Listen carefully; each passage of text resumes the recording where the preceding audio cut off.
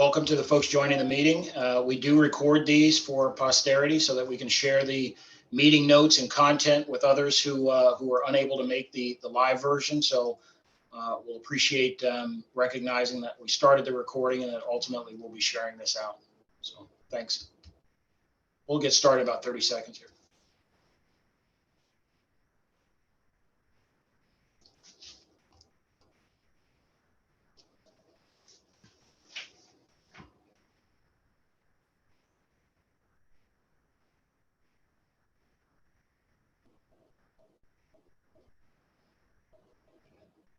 Okay, excellent. I think that what we should expect is that there will be folks that will join in on this meeting as we're in flight.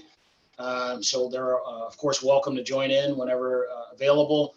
We appreciate the time and want to make sure that we're cognizant of the time that our guests are using to participate in this meeting. My name is MK Palmore. I'm part of the leadership team for the Bay Area chapter of Cyversity, one of multiple chapters around the U.S. supporting the mission of this particular organization, which is achieving the consistent presence of women and underrepresented minorities in the field of cybersecurity.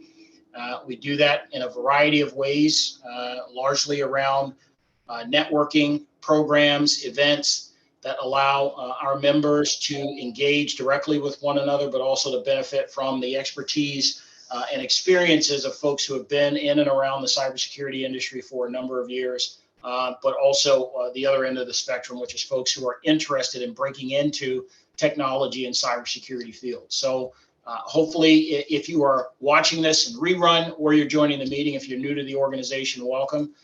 And if you're a longtime Cyversity person, we appreciate your continued support. What you have here on the screen, the leadership team that I rely on monthly to help me get these meetings together and also support the many major efforts and projects that we do individually as a chapter within Cyversity. And I will mention a few of those programs, at least one towards the end of this meeting, but we do a lot both supporting the national organization, but also we try and make sure that from a geographic standpoint, we support the efforts of cybersecurity aspirants and folks already in the industry here for our region. We're one of only one chapter here on the West Coast.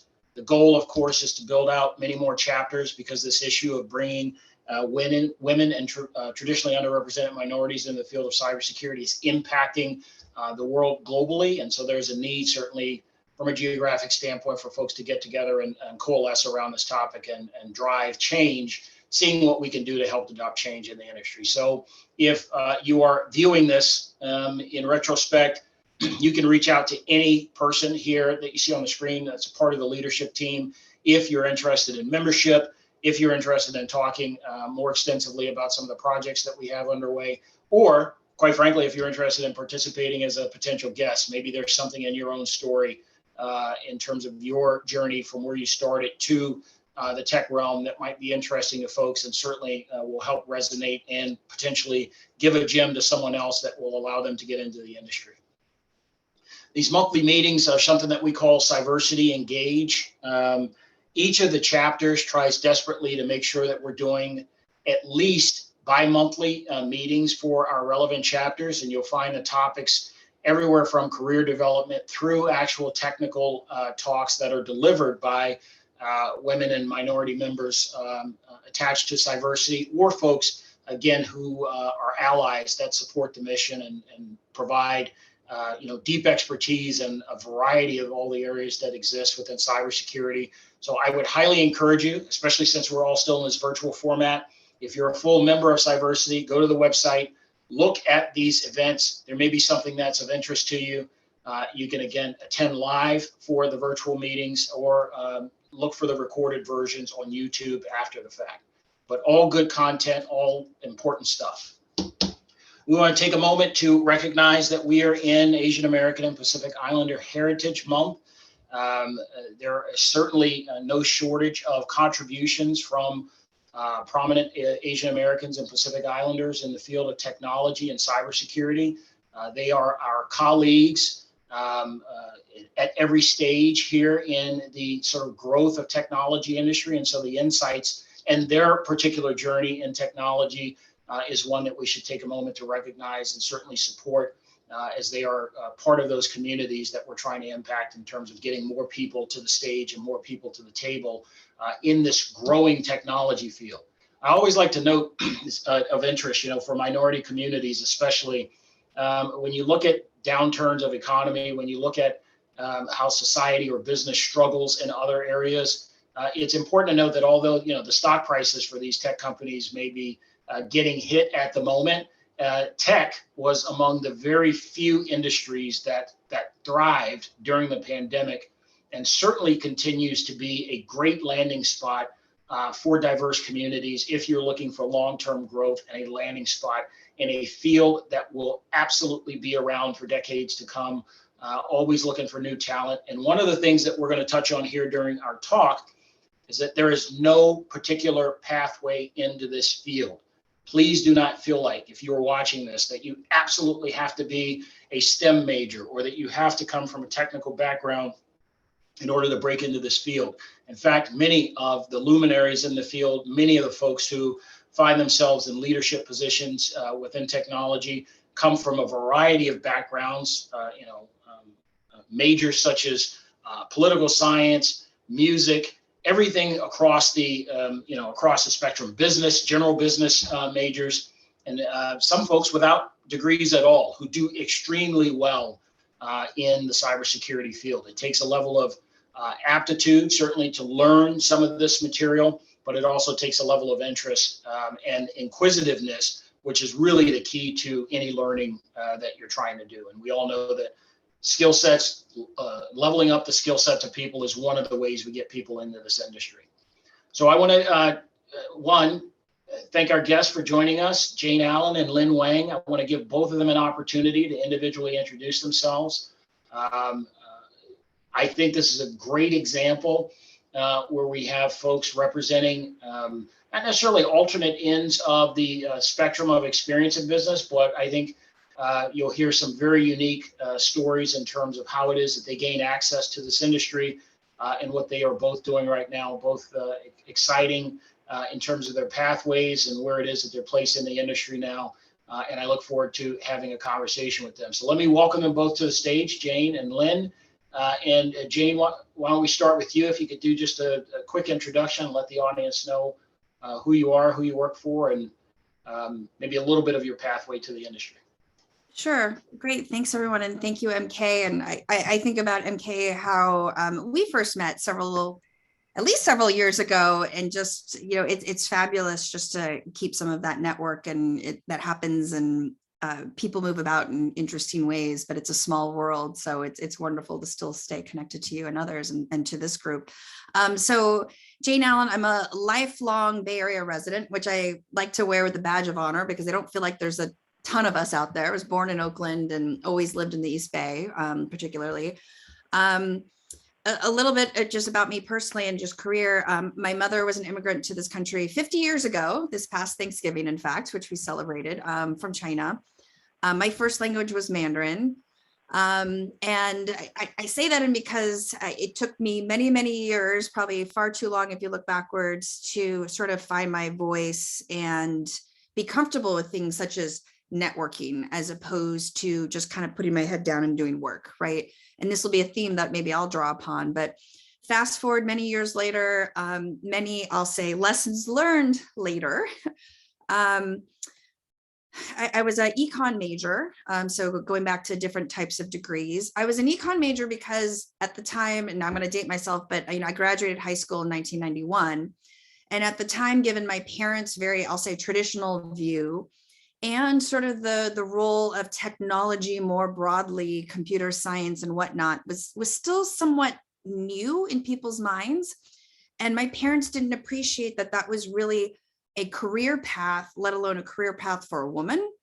And so while I had the personal love and desire and would play around with various, giant computers and dial in on, with my 1200, modem into, the BBS system, you get the little, from the library, the printout of the phone numbers and things. I had that personal, just desire, and I loved it. Parents did not think that was a good thing. And I'm like, oh, but I'm really good at this programming thing, and basic. And yeah, I programmed a little game, and nope. So econ. fast forward, the thought was, okay, well, I guess, I'm not going to be a doctor, so maybe the lawyer path will work, but let me work for a few years, save some money, and then see if I go back to law school. Well, the law school piece never happened. And essentially went into a career of consulting. So I'll save some of the routes, but I did some economic consulting in the litigation realm, which led me to a path of much more e-discovery for litigation, which led me to the path of regulatory inquiries, fraud investigations, and things of that nature, which you can kind of see are close cousins broader to the cyber realm, computer forensics. And so that's how I've sort of found my way one way or another back to my love of, things technology. And, I'm grateful and thankful for all the opportunities that brought me here, but also in terms of what I think is, my place in that I sort of bridge a bit of the legal regulatory business lens on things with folks that are far more technical than myself in this conversation. Which again, I'll emphasize there's a place for that in a bit, but that's sort of a little bit of my path at a high level. So sorry, that's a little bit wordy, but No, there is that was journey to perfect. That was perfect. In fact, I want to make sure that we hit that that thread that you left off with around all the various areas that you touch upon in your current capacity that are related to technology, but folks may not naturally view it as the sort of direct path to technology and cybersecurity. So that's fantastic. Lynn, over to you. Introduction and let folks know who you are. Sure. Thank you, MK. Thank you all for having me here. My name is Lynn Wang. I'm currently working in Yahoo Information Security Team, aka Paranoid, as a technical security engineer. And my focus is GRC, governance, risk, and compliance. And I'm using my growing knowledge in policies and standards to provide compliance oversight in response to different types of risks. And I think my ultimate goal is to protect users and helping building the trusted relationship between companies and the users. I'm a career changer, and my journey to cybersecurity is quite interesting. Two things happened in 2020 that drives my interest in cybersecurity. First is that when I was at home, that I watched a Netflix documentary, which is called Social Dilemma. And I was very surprised about how those companies control and use our data online. And the second thing is that my family member was fished for 10 grand US dollars only by a few phone calls. So I was wondering what I can do to protect users' information, data, and rights. And after many information interviews, I'm certain that cybersecurity is where my interests are. About my journey to cybersecurity, that I would really special thanks to Cyversity, and because it's an organization and a channel that really gives me a lot of information and help. And the most important one is helping me to find a great mentor who will help me to shape my ideal role in cybersecurity, provide guidance to study and job interview, and share very industrial information and a lot more. And the most important thing is my mentor always encouraging me and showing the support. So I think I would be very honored to share my story here, and I hope that could be inspiring for other person who whether is changing their career or just entering to cybersecurity industry. Thank you. That's awesome. So honestly, the way that I'd like to handle this conversation is to have everyone sort of collaborate on the questions. I have lots of questions. I could take up the whole hour. I would prefer not to do that because I want to make sure that the sense I would like folks to have as they watch this is that we're sitting around having a virtual cup of coffee, if you got coffee next to you, and just basically carry on a conversation. Because I think the insights that you glean from, certainly these two representatives will be impactful for folks who are trying to create that pathway for themselves into the industry. So Jane, if you wouldn't mind, kind of my first question is around exactly what you touched upon, which is, many folks outside of the industry have this vision of technology and cybersecurity that's very linear. And I think you've already identified and touched upon the fact that one, your pathway wasn't a linear one, and that even the field that you're in now as a partner with PwC is not exactly cybersecurity specific, but it touches on all all of the areas sort of around the different aspects of security. So can you talk a little bit about that nonlinear pathway that most folks experience? Sure. You're right. I think when someone says cybersecurity, that's not really much more familiar with the field. And probably many of you have heard this, right? They picture, where's my black hoodie that I'm supposed to have on? And, I should be in the basement of someone's house somewhere and just, banging away, trying to see what kind of system I can hack into, right? And certainly those folks are out there. MK, you know that all too well, that they are out there.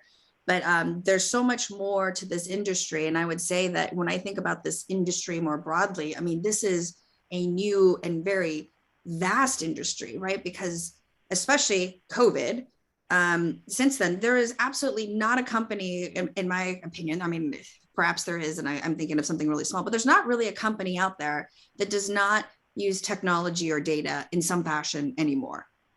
And those are corporate assets. And this is the conversation I have. Those are corporate assets, right? Yeah. In the old traditional lens of thinking, people think of buildings, they think of machinery, things like that. But no, the data, the information, the technology, those are corporate assets.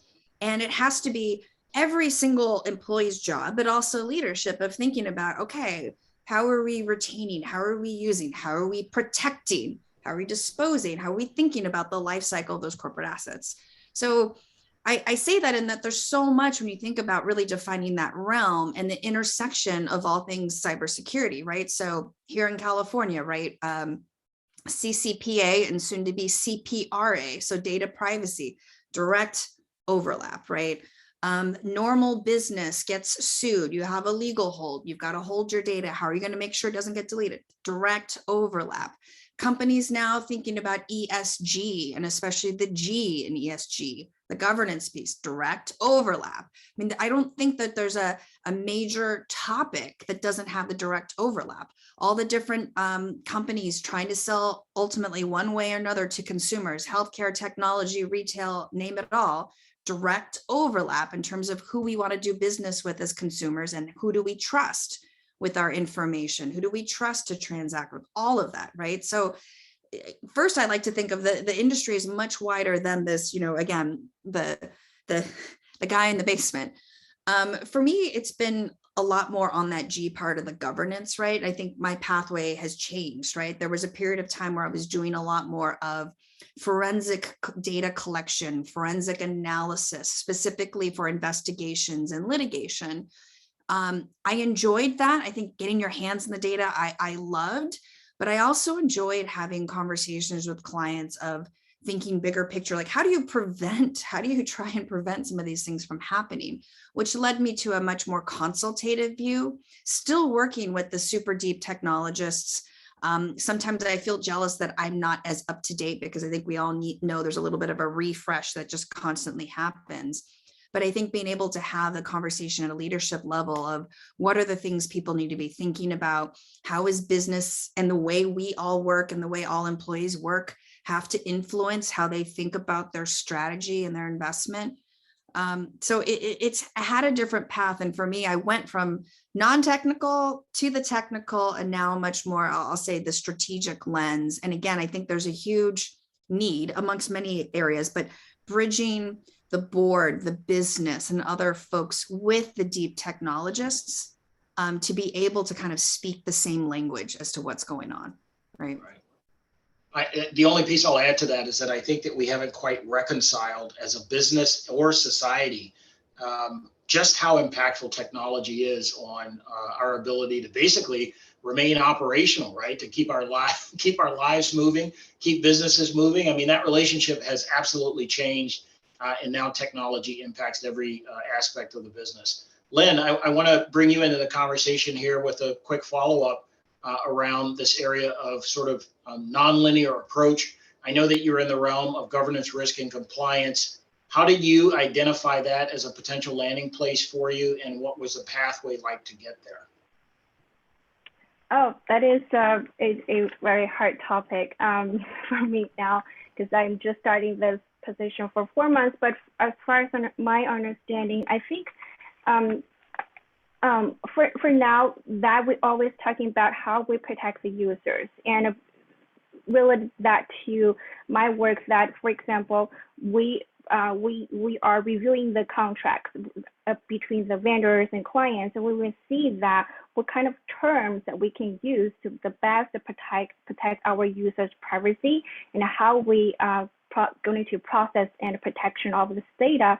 So in this part of particular that we're doing now is really to focus about the user side and how we protect that. And I think that it's a great way for us to branding as a company to see that how we are fighting for the users, how we protect for them. And in that way, I believe that is a great emphasis to what we do as Yahoo in cybersecurity. So I want to make sure that we're touching on the topic at hand, which is diversity in terms of your presence in these industries.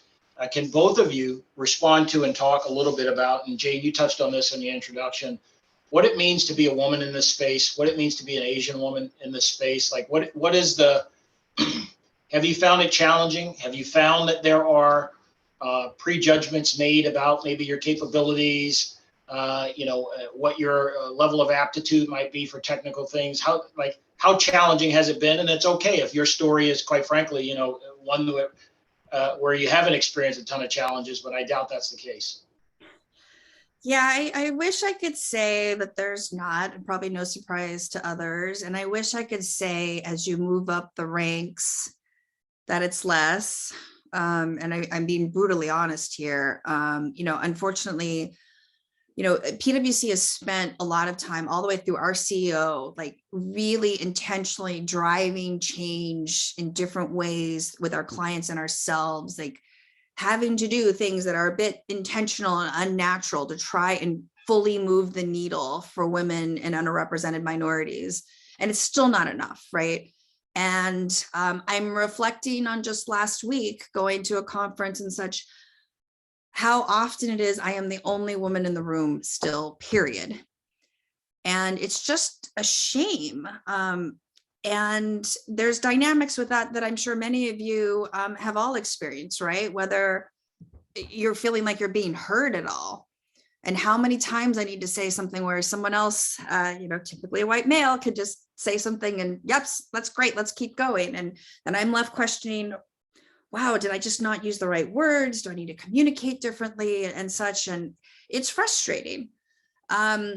It's very, very frustrating. I am so privileged and honored to be a board member at PwC. I'm now a global board member, which is like this impossible dream that I would have never imagined I would get. And even with those titles, in day to day, there's a lot of dismissiveness, right? As I've traveled around the country, similar to many of you, I was sort of surprised. I shouldn't be. I recognize I'm very privileged that I'm much more light-skinned than my brothers, and I don't get as much of direct kind of commentary of different things. But I happened to get in a cab. It happened to be in the great state of Texas, and they asked me where I'm from, which is a question I get a lot. I am of mixed race. I'm half and half, right? And I always say San Francisco, even though I know what they mean, that they're asking, what is your ethnicity? I let them just kind of ask this next question, something I've had my whole life, and say, oh, well, I'm half Chinese.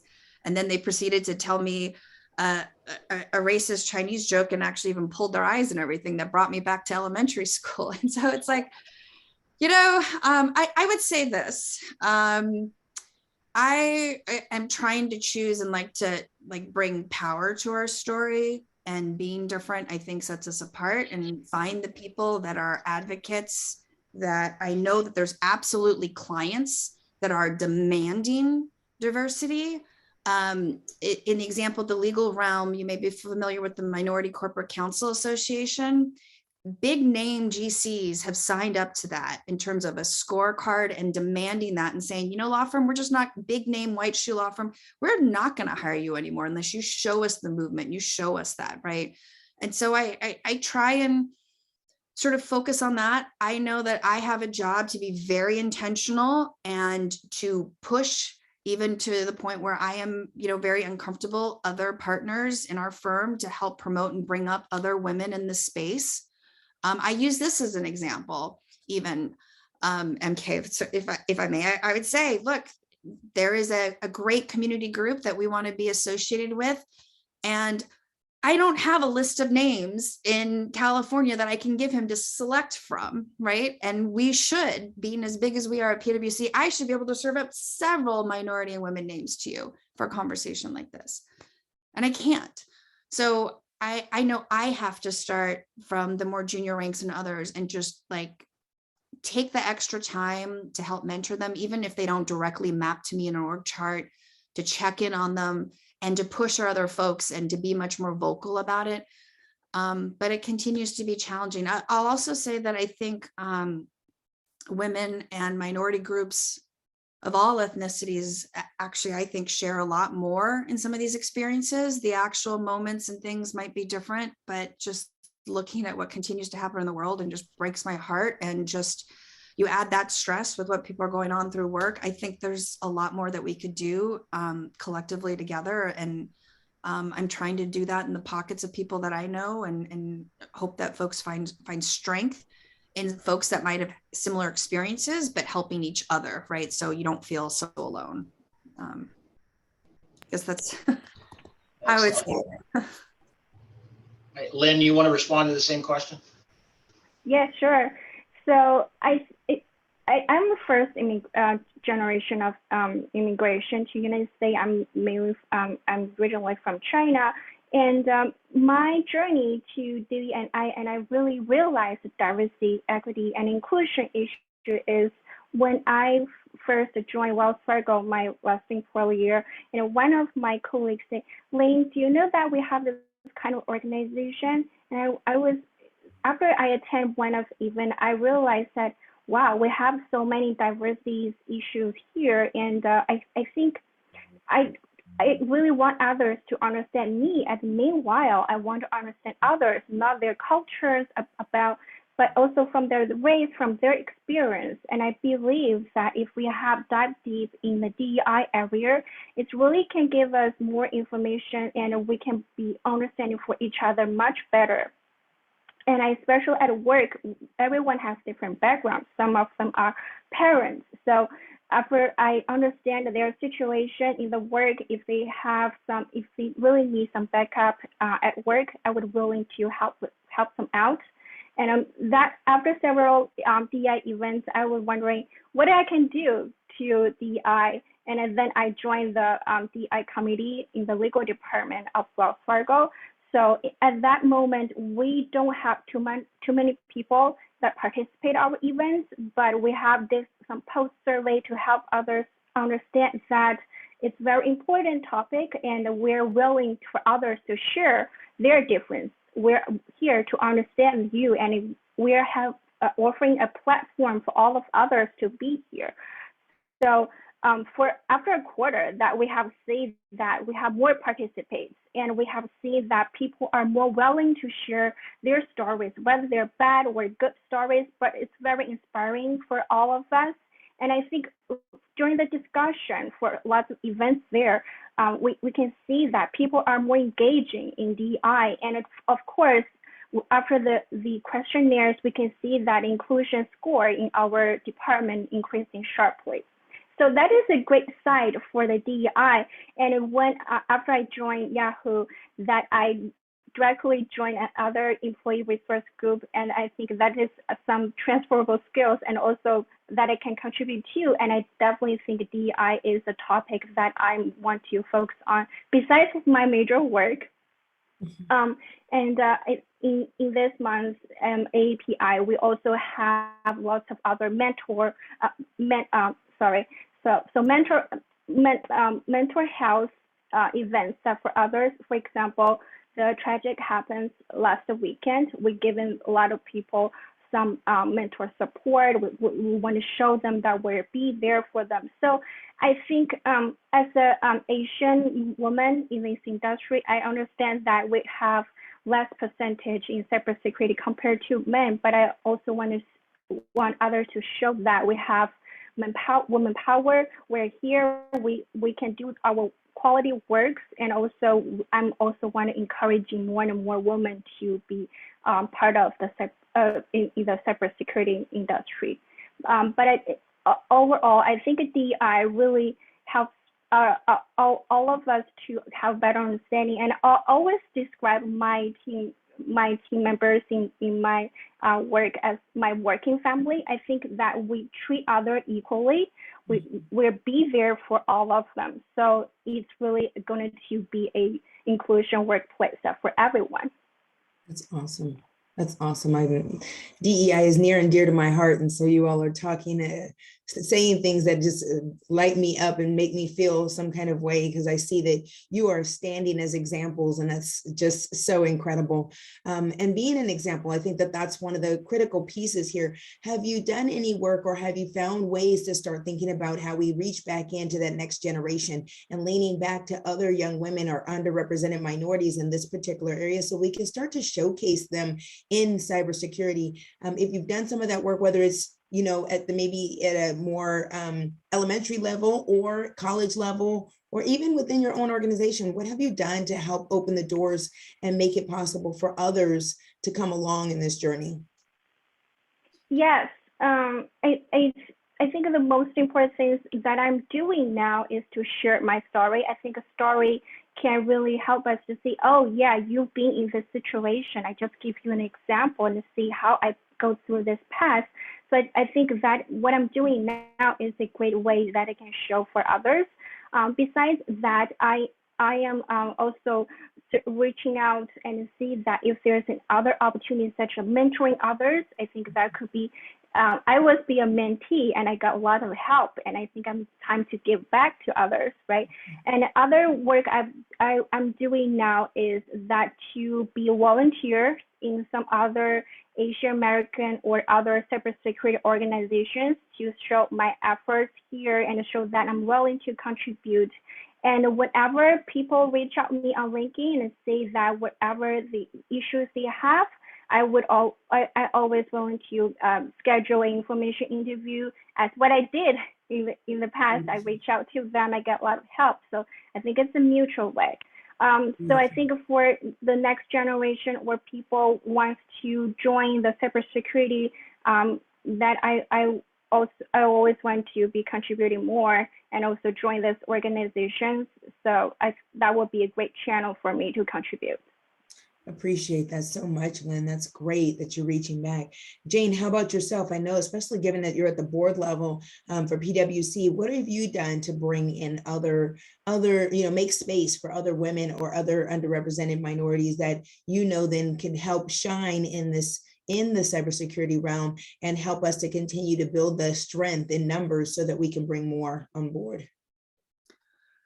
Gosh, I'll start off by saying I don't think I do enough, right? I'm always like, you always just feel that tension, right? And so, but I do try and think of, there's the community layer and then there's the individual layer. So for the women that I know at different levels that I may or may not know, right? Some folks are great about reaching out and I'll make time for them, but then sometimes I hear about different folks that I might not have met otherwise and intentionally reach out to them where they may or may not feel comfortable, right?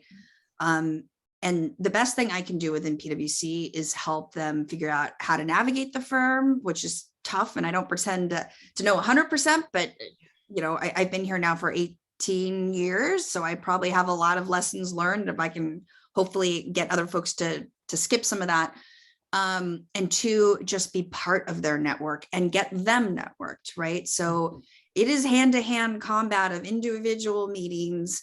Advice is to okay, what resonates with them? What are they passionate about? Where do they want to go? And really breaking that down. Who are you working with? What jobs are you working with? To understand as many of the dynamics and the people in play. Okay, you need to know this person, you know this person, you know this person. For me to make those personal warm introductions, to kind of say, hey, look, you need to know this person. I want you to know this person, and all that sort of stuff. So opening up their network. So it's not just me, but they've got more folks like that, but also give them advice of, okay, if you want to get to this, here's my advice. You should get out of that internal role and get into this, or come work with me on this, and just hand-to-hand combat. From a community perspective, PwC has something, it used to be called gosh, I forget the term, but it's called now Access Your Potential. And it's where they give all of us unlimited hours. Now, unlimited means a lot of things because we all have metrics for our work and such, but to be able to go in the community and do community service work. And Access Your Potential is specifically about going to elementary schools, junior high schools, right?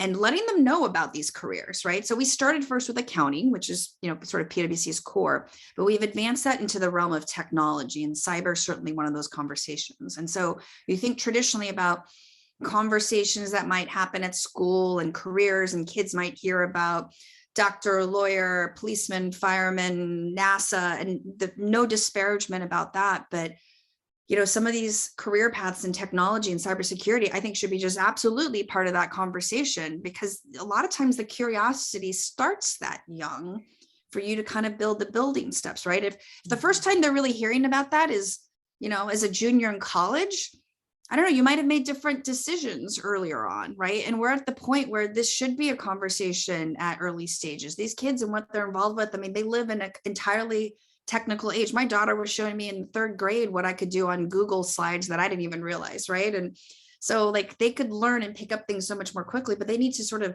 hear about it and know about it, right? Access Your Potential also, while folks can go to any schools, is directed at us trying to go to those in lower socioeconomic communities, the inner cities and such, where again, sometimes they need to see different faces. They need to kind of hear from other folks to kind of give them that kernel of inspiration to kind of perhaps go down paths they didn't even know existed. But to me, it needs to be both for all of us, right? Some sort of community layer and then the individual layer as much as we can, right? Can I ask a question just related to that? Yeah, I've also, we do a lot of programs to try and bring people into the field. We have a program with SANS. We have a program with, we offer some free courses with Coursera, Palo Alto Networks, and several other players in this field. And one of the conversations or threads of conversations that I've had is we actually need to get people in high school, right? If they're seniors, it's too late because they've already sort of chosen their path, their university. So, and it seems that people choose computer science. Nobody's really choosing cybersecurity as a career. What are your thoughts on that? I mean, it's funny. I've thought about this in a similar realm. We have conversations around accounting, and it's a little different.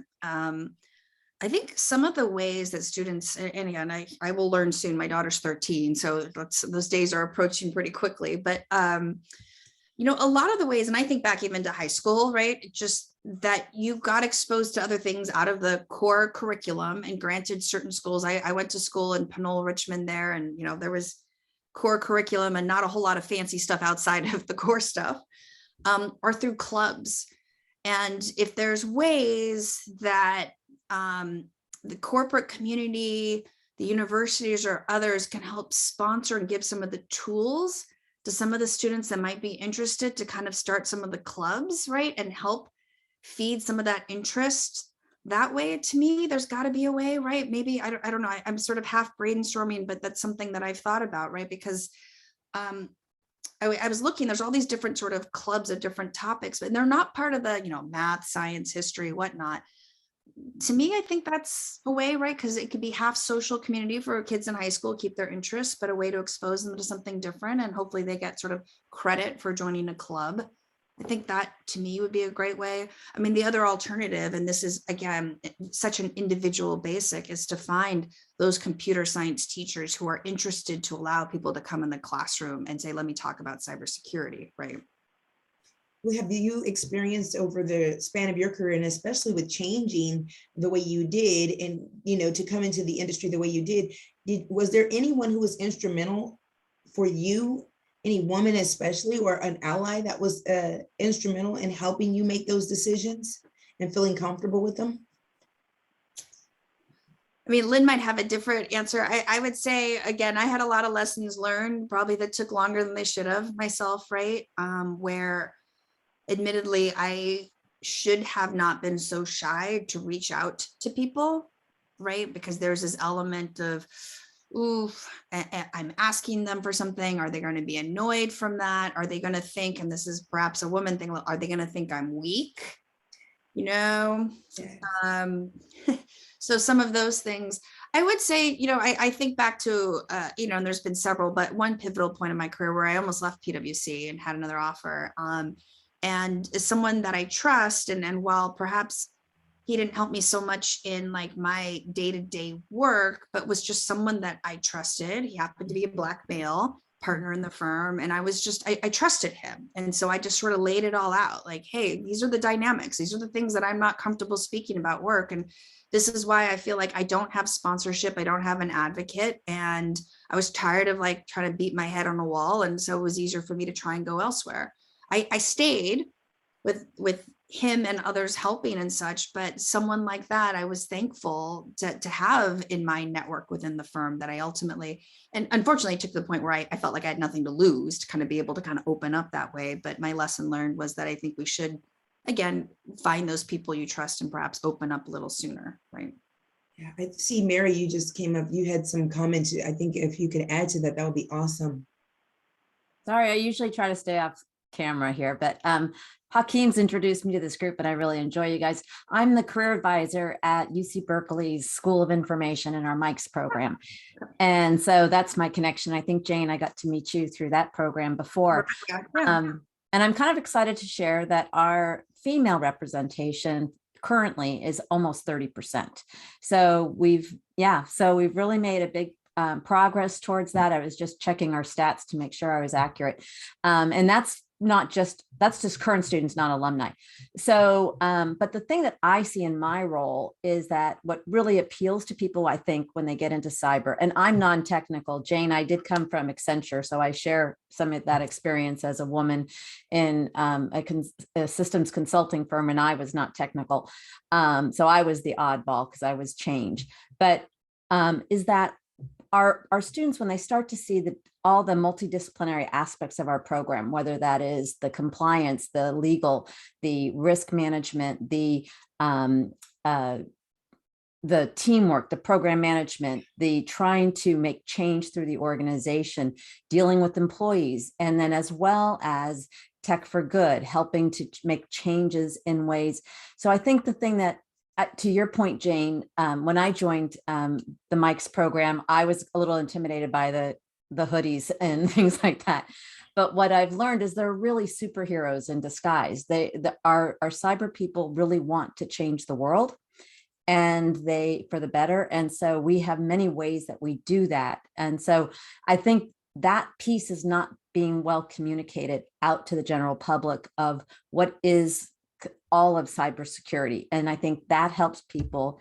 And as a career advisor, I see most people don't know what they want to do when they grow up, but just to understand there's so many opportunities when you get into the field. So anyway, sorry.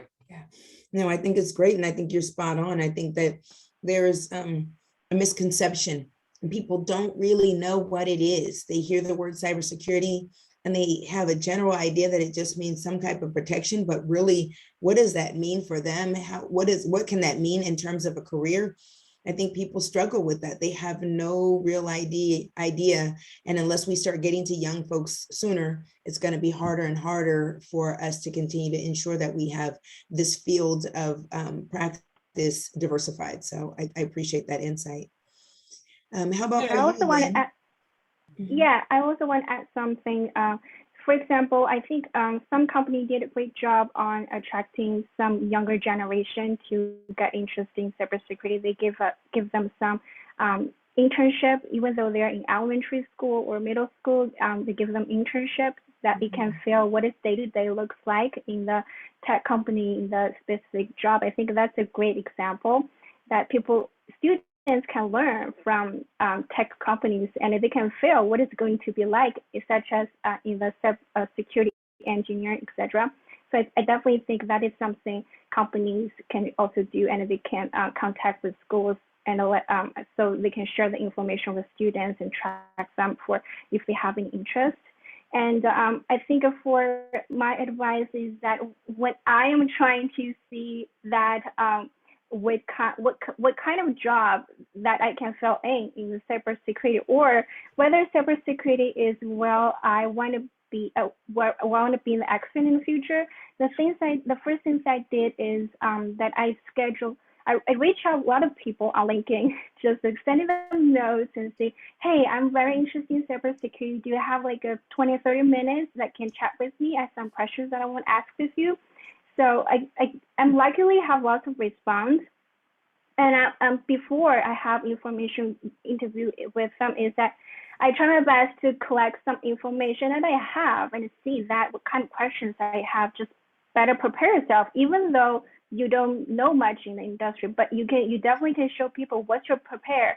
They can say, yeah, you did your homework. You show you're assertive that you want to do in this.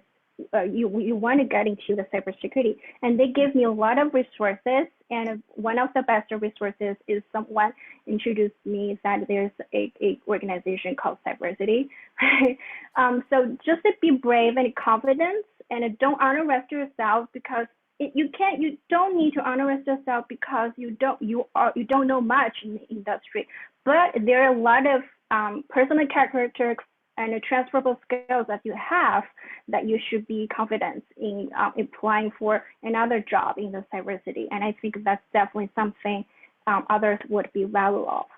So just to be confident of yourself, don't shy to network, but network is very essential, that I want to point out, because I know there are cybersecurity people, they are very welcome and they are willing to help others. So don't be shy and feel free to reach out. Even if you got rejections, but be focused about who accept your request. Love it. Lynn, I was going to ask a question and you answered it. But in your introduction, you talked about an example of what our organization is all about, and that is reaching out to career changers like you that want to get into the industry. So I was going to ask you to tell a little bit more about how you got engaged with Cyversity, if you have anything to add to that. But the other thing too is I just want to give you a really big shout out and appreciation for your willingness to say, hey, I want to come back and work with Cyversity to be a mentor. And particularly since we've seen, particularly in talking about reaching out to K-12 and high school students, that near peer type of mentorship is really important, where they can see examples like that. Have you started to do any of that yet? And what can you share? And then anything else you might tell us about, now your new relationship with Cyversity? I haven't started to any mentorship so far, but I'm willing to. So if you see someone is qualified, no, not qualified, who's interested to get some advice, I'm definitely be here for them. But also I want to share some of my experience when I'm establishing the mentorship with a mentor, is that just be authentic, to show that what's your questions, what your fellows are. Because I think at the very beginning, I was very shy to my mentor. I don't know what kind of questions I should ask, because I don't know where I want to go, but my mentor really helps me to shape which kind of ideal job that can be for me. And it gives me a lot of encouragement. And I think the second thing is that to be really honest about where you want to go. Because I think if you have a goal, if you have the positions, or you want to be someone in the future, you can tell them and they can help you to shape your career path. And I definitely think that a trusted relationship, especially for mentorship, is to sharing and be authentic of yourself. And that's my takeaway. Beautiful. Hey, can I have both of you kind of close out with a comment around allyship and mentors? And you both actually just touched on this, but the piece I want to tease out from the both of you is the fact that your mentor doesn't absolutely have to look like you. I get that representation matters, but oftentimes I think people kind of miss the forest for the trees as they're trying to identify mentors, and they're looking for someone who just absolutely replicates who they are, in the industry or in the professional workplace. What does it mean to have an ally or a mentor who doesn't quite look the way that you do? I mean, I'll start in my case. I absolutely did that. And I still keep in contact. In fact, it's been on my list to try and see him because I haven't since COVID. But when I did feel stuck, and even before the point at which I was looking at a different company, and unfortunately, like, again, bang my head on a wall too long where I should have made other decisions of just thinking people were supposed to be advocating for me. They were supposed to be doing all these things. And then finally one day smacked in the face. No, they weren't at all. In fact, they were taking credit for everything I was doing. Right. I actually went, and I do think there's an advantage, or at least in my environment, to finding someone who is different. Not only to give me a different point of view and lens on things of, advice and whatnot, but also in terms of, this white man could be what I can't be, and I'm never going to be, right? At least physically, right? But it was someone that I trusted, or I could see was just, this is a good person. He wants to do the right thing. He cares about people.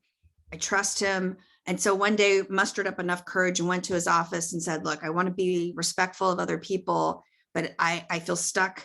I feel like I need a different coach and I need a different mentor to help sponsor me. We have to actually get an official coach and sponsor to be partner. And I kind of laid it out for him and he listened. I think he was a little surprised. I knew he had a lot on his plate. And so I was very sensitive to like, look, I know this is sort of a big ask. And as I laid it all out, he's like, I'm going to do it. And he really did. I mean, he threw himself in, he made calls, he let me know about this, gave me advice, and saw me all the way through. And so I am forever grateful to him. And I think it was a wise move on my choice. And again, I don't know that I went to him to say, oh, because I need a white male, but I was just looking, I needed someone with some swagger in the company and gravitas. And a lot of times it is a white male in my company. I think that's changing. I hope that's changing.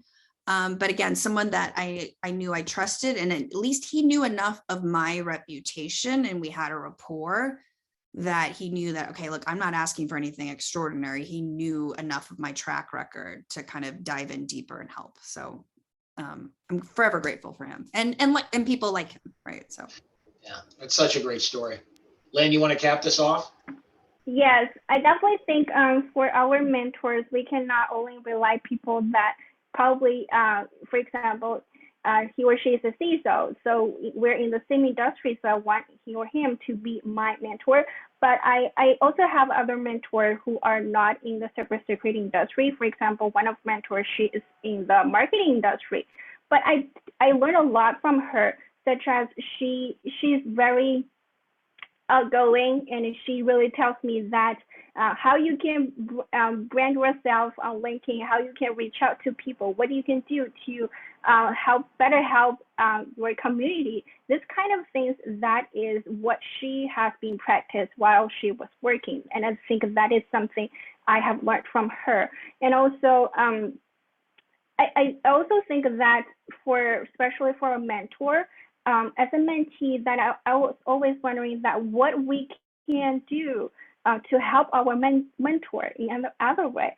So when I have the mentorship with her, that she taught me that, Lynn, do you realize that every time when you are giving me a lot of questions, that reminds me some of the story of mine, and it really helps me to see that the other ones in my team, what kind of things I can do for them if they have similar questions as you have as a young professional.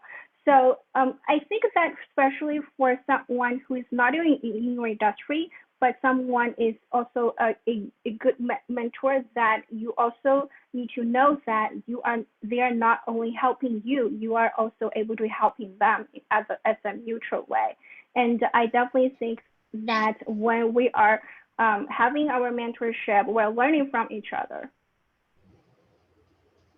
Awesome. Well, I think that, first of all, let me thank both of our guests, Jane Allen and Lynn Wang. We appreciate you taking the time to offer your certainly nuggets and insights on your career journey. Obviously, we didn't nearly touch upon all of the areas that we could have in a conversation like this, but I would implore for folks who are watching this in rerun, this is the kind of insight, this is the kind of example, that we like to put in front of our members so that you can start to create your own path, make decisions on your own about your professional advancement. what that might look like and who you might approach about things like being a mentor. What networking events should you participate in? And quite frankly, from a academic standpoint, like what kinds of certifications you need to pursue. All of this kind of falls in the realm of how we like to communicate and deliver value to our members. I want to take the opportunity to reiterate, we've switched to a paid membership model for Cyversity. There are a number of existing programs and things that are in flight that, quite frankly, it takes a lot in the way of resources to keep going for our wide member base. I think we're quickly approaching about 4,000 members here just within the U.S. We have some programs in flight that are going to turn Cyversity into an international organization, and so please, if you haven't re-upped on your membership, please do so. It helps to support all of these efforts that are in flight so that we can deliver to our members. Lastly, social media. I can't tell you the number of times, that there are postings and things going on social media. Please amplify these things when you see them come up in your post. The more folks we can get to recognize that there are these organizations like Cyversity out there, I think the better we can do in terms of ensuring that we ultimately get more folks to the technology and cybersecurity table. For the Bay Area chapter, our next meeting is actually an in-person event. During the week of RSA, June 8th, we are co-sponsoring and having a direct panel discussion around workforce diversity, sponsored by Google, the University of California at Berkeley's Center for Long-Term Cybersecurity, and Cyversity. It's going to be on June 8th at a Google office in the city of San Francisco. So it'll be close to events there at Moscone, and we're looking forward to having our members represented there during the course of that discussion. It should be enlightening. We've got an executive from Google, Phil Venables, who's the VP and CISO for Google Cloud, who will provide the opening remarks, and then we will conduct a nice panel discussion with the guests. So be on the lookout for the invites for that. And if you're going to be at RSA, you're going to be in town, please join that particular discussion. Also, on that same day, for the wider Cyversity membership, Cyversity will be holding a reception that evening at RSA. Be on the lookout for details of that, and that's open to the wide membership, just for folks to get an opportunity to say hello to one another. Many of us have been interacting virtually for many years now, and it'll be the first opportunity we get to meet face to face. So thank you to our guest again for your time, and we appreciate your interest in Cyversity, and look forward to seeing you all at the next meeting. Thanks.